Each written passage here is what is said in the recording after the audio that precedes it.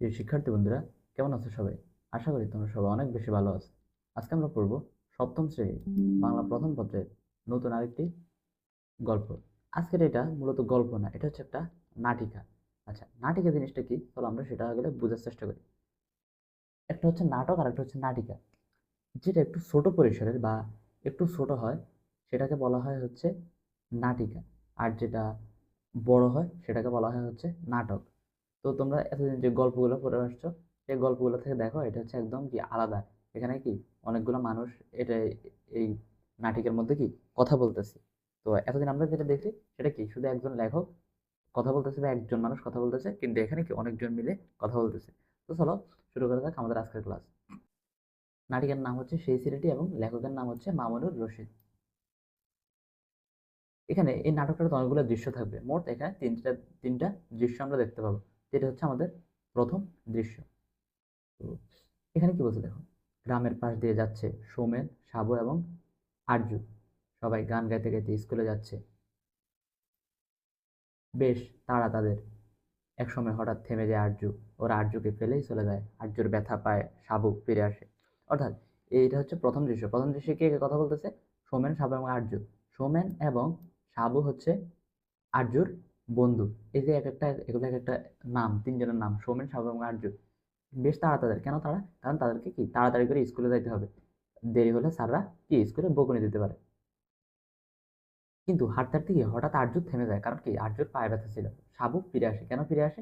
সে আর্যকে কিছু জিজ্ঞেস করবে জন্য। কি বলছে দেখো, সাবু কি হলো আবার? অর্থাৎ এটা সাবু বলতেছে। সাবু বলতেছে যে কি হলো আবার? আর্য, আমি যে আর হাঁটতে পারছি না। সাবু, রোজ রোজ তোর জন্য আমি স্যারের বকুনি খেতে পারবো না। আচ্ছা, রোজ রোজ মানে কি?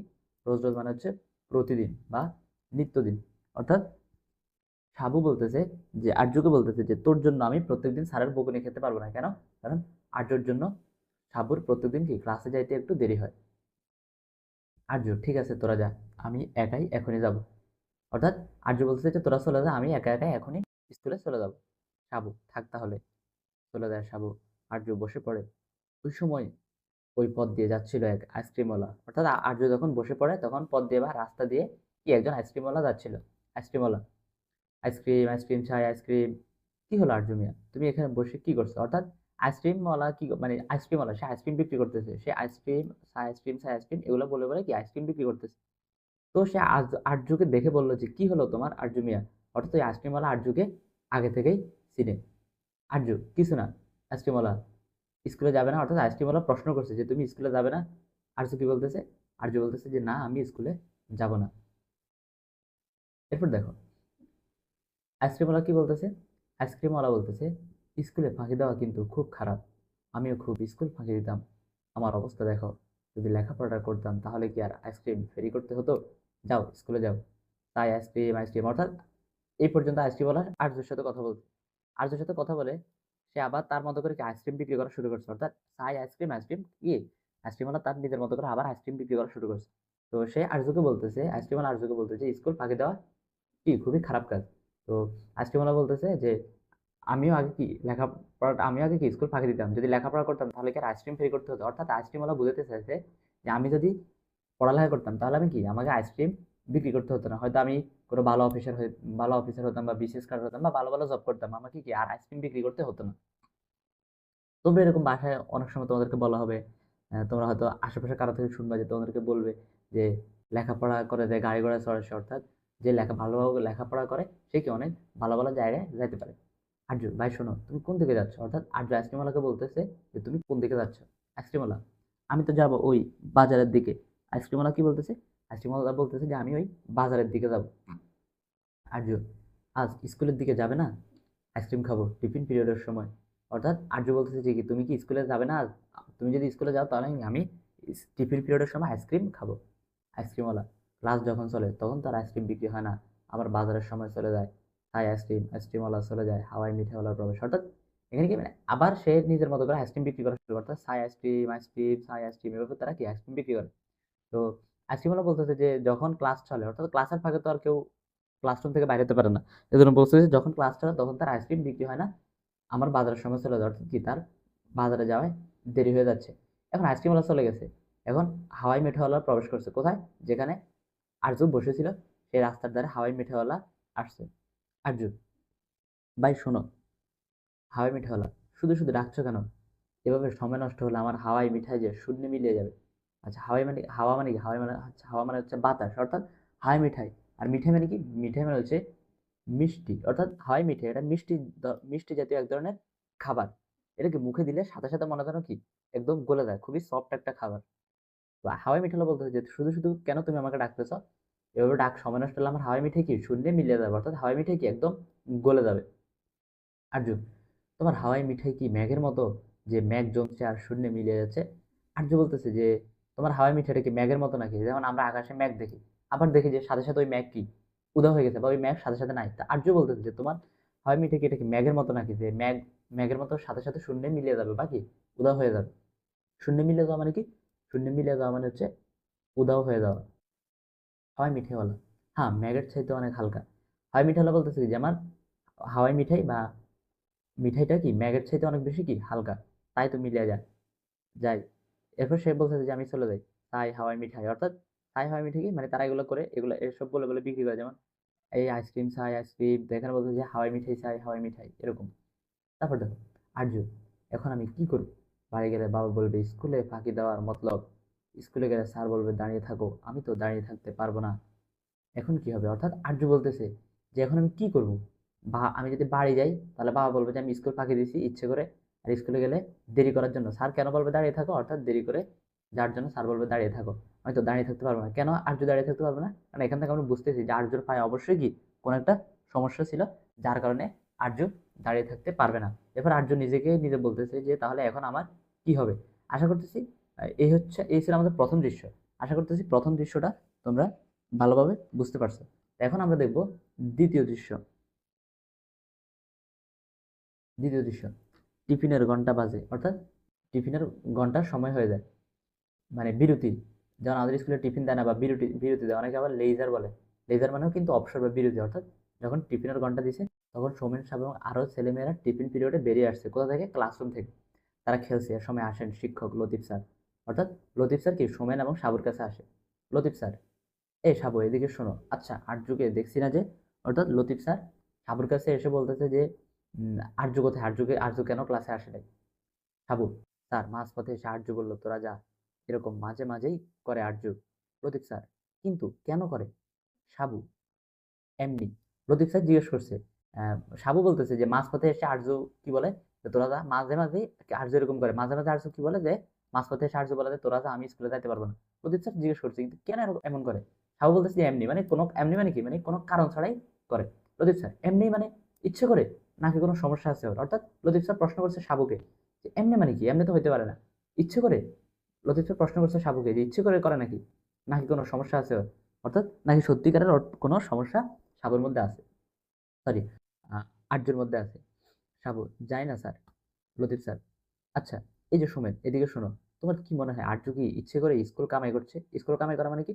মানে স্কুল ফাঁকি দেওয়া বা স্কুল মিস দেওয়া। সোমেন, স্যার ওর যে কি হয়, হঠাৎ করে বলে আমি আর যেতে পারছি না, তোরা দাঁড়া। তখন ওয়ার্নিং বেল বেজে গেছে। ওয়ার্নিং বেল মানে কি? মানে ধরো কোনো স্কুলে ক্লাস শুরু হবে ধরো 10টায়, তখন 9টা 45-এ একটা বেল দেওয়া হয় যে সবাই যাতে তাড়াতাড়ি করে স্কুলে চলে আসে, তো এটাকে বলা হয় ওয়ার্নিং বেল। আর কি দাঁড়াতে পারি, তাই তো চলে আসি, সেটাই ভালো না স্যার? অর্থাৎ সোমেন বলছে যে আমরা যে চলে আসি সেটাই কি ভালো না? লতিফ স্যার, কোথায় যেন একটা সমস্যা মনে হচ্ছে। অর্থাৎ লতিফ স্যার বলতেছে যে আমার মানে কোথায় একটা কি আমার সমস্যা মনে হচ্ছে, অর্থাৎ আরজুর হয়তো কোনো সমস্যা আছে, এটা লতিফ স্যারের ধারণা। এরপর দেখো মিঠু কি বলতেছে। মিঠু বলতেছে স্যার ওই ছেলেটার সাথে আমারও দেখা হয়েছে। অর্থাৎ কোন ছেলেটার সাথে? ওই ছেলেটা বলতে কাকে বোঝানো হয়েছে? আরজুর সাথে তারও দেখা হয়েছে। লতিফ স্যার জিজ্ঞেস করছে যে তোমার কোথায় দেখা হয়েছে? এরপর মিঠু বলতেছে যে ওই যে পলাশতলের আমবাগানে ওখানে বসে আছে আমার সাথে নানান কথা। তাহলে পরীক্ষা এখান থেকে এমসিকিউ প্রশ্ন আসবে যে মিঠুর সাথে আর্যর কোথায় দেখা হয়েছে? অ্যান্সার কি হবে? অ্যান্সার হবে পলাশতলের আমবাগানে। লতিফ স্যার, নানা কথা, তাহলে স্কুলে এলো না কেন? নানা কথা মানে কি? নানা কথা মানে হচ্ছে বিভিন্ন ধরনের কথা বা অনেক রকমের কথাবার্তা। মিঠু একসময় বললো তুমি কি স্কুলের দিকে যাবে? আমি বললাম না, এখন বাজারে যাব, তারপর টিফিন পিরিয়ডের দিকে স্কুলের দিকে যাব। তাহলে এই মিঠুটাকে, এই মিঠুটা হচ্ছে আইসক্রিমওয়ালা। কারণ আইসক্রিমওয়ালাকে সে বলছে যে তুমি কি স্কুলের দিকে যাবে, তখন আইসক্রিমওয়ালা কি বলছে যে এখন আমি স্কুলের দিকে যাবো না, এখন বাজারে যাব। প্রদীপ স্যার, তাহলে তো খুবই চিন্তার কথা। আচ্ছা ওই আমবাগানে কি এখনো আছে? অর্থাৎ লতিফ স্যার প্রশ্ন করছে যে আমবাগানে কি আর্য এখনো বসে আছে?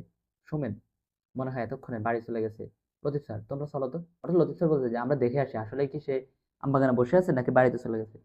সাবু স্যার ওদের চোখে মুখে অনিচ্ছা। আচ্ছা অনিচ্ছা মানে কি? অনিচ্ছা মানে হচ্ছে অনাগ্রহ বা ইচ্ছা না থাকা। অর্থাৎ লতিফ স্যার বলছে যে তোমরা চলো তো, মানে আমি তাকে কি একটু দেখে আসি যে সে আমবাগানে আছে নাকি। কিন্তু সাবু এবং আরেকটা যে বন্ধু ছিল সোমেন, তাদের কি অনিচ্ছা, মানে তারা যেতে চাইছিল না। হাওয়াই মিঠালা হেঁকে চলছে হাওয়াই মিঠাই। প্রদীপ স্যার ওদের দুজনকে নিয়েই রওনা দেন।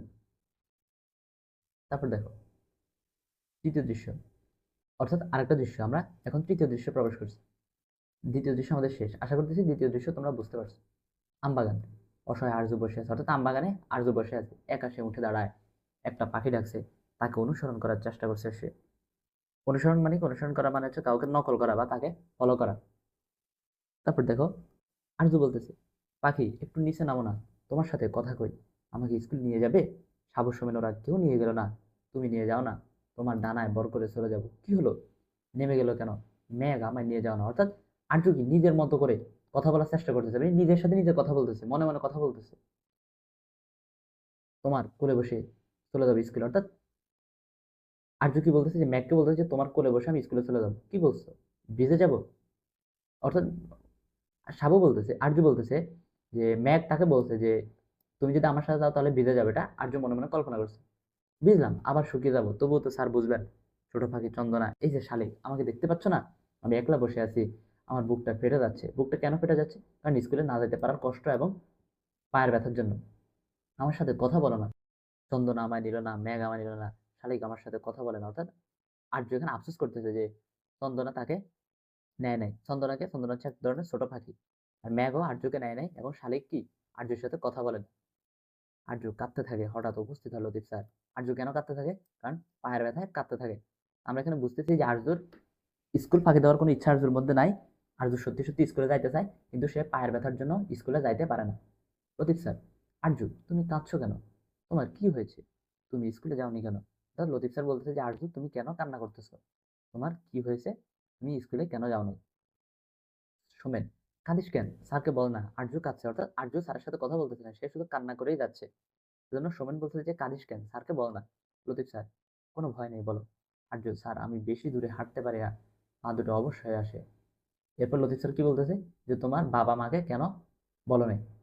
আর্য কি বলতেছে দেখো, বলেছি, বাবা বলেন হাঁটাহাঁটি করলে ঠিক হয়ে যাবে। অর্থাৎ এখান থেকে আমরা বুঝতেছি যে আর্য যখন তার বাবাকে তার পায়ের সমস্যার কথা বলে, তখন তার বাবা কিন্তু খুব একটা গ্রাহ্য করে না বা খুব একটা পাত্তা দেয় না। তার বাবা বলতেছে যে এটা হয়তো ছোটখাটো ব্যাপার, হাঁটাহাঁটি করলেই ঠিক হয়ে যাবে। লতিফ স্যার, তোমার পা দুটো দেখি। এরপর লতিফ স্যার আর্যর পা দুটো দেখছে, এরপর পা দুটো দেখে কি বলছে যে এ তো রোগ। মানে অবশ্যই স্যার আর্যর পা দেখে বুঝতে পারছে যে পায়ে কোনো সমস্যা হয়েছে। তোমার পা চিকন হয়ে গেছে, অর্থাৎ আর্যর পা দুটো কি চিকন হয়ে গেছে। আর্য, মা জানে সেই ছোটবেলায় কি যেন অসুখ হয়েছিল, সেই থেকে পাটা চিকন। মা বোঝে কিন্তু কাঁদে শুধু। অর্থাৎ আর্যর মা কিন্তু বুঝে যে তার পায়ে কিছু একটা হয়েছে, কিন্তু শুধু কি কান্না করে। লতিফ স্যার, তোমরা খেয়াল করোনি? অর্থাৎ লতিফ স্যার কাকে বলতেছে? আর সোমেন এবং সাবুকে বলতেছে যে তোমরা কি খেয়াল করো নাই যে ওর পায়ে যে সমস্যা বা পাটা যে চিকন হয়ে গেছে? সোমেন কি বলতেছে দেখো, সোমেন বলতেছে না স্যার। অর্থাৎ সোমেন বলতেছে যে আমরা খেয়াল করি নাই। তারপর দেখো লতিফ স্যার কি বলতেছে যে তোমাদের বন্ধু না। অর্থাৎ লতিফ স্যার সোমেন এবং সাবুকে প্রশ্ন করতেছে যে তোমাদের বন্ধু না, তোমরা খেয়াল করবে না? সোমেন সোমেন কি বলতেছে যে জি স্যার। লতিফ স্যার, তোমার যদি এরকম হতো, অর্থাৎ লতিফ স্যার সোমেনকে বলতেছে তোমার যদি এরকম হতো তাহলে তুমি কি করতে? সোমেন, আমরা বুঝতে পারিনি স্যার, এরকম বুঝলে আমরা দুজন ধরে এইভাবে নিয়ে যেতাম।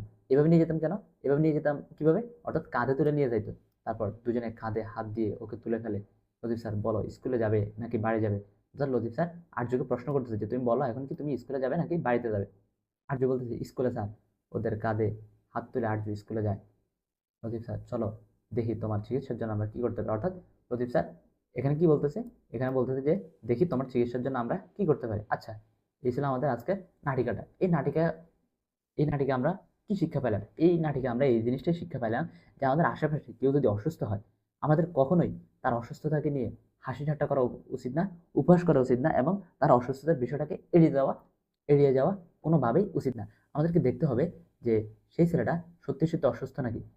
যদি সে সত্যি সত্যি অসুস্থ হয় তাহলে তার যথাযথ চিকিৎসার ব্যবস্থা করতে হবে। তো এই ছিল আমাদের আজকের নাটিকাটি। আশা করতেছি নাটিকাটা তোমরা ভালো করে বুঝতে পারছো। তো আমাদের আজকের ক্লাসটা এই পর্যন্তই। আল্লাহ হাফেজ সবাইকে।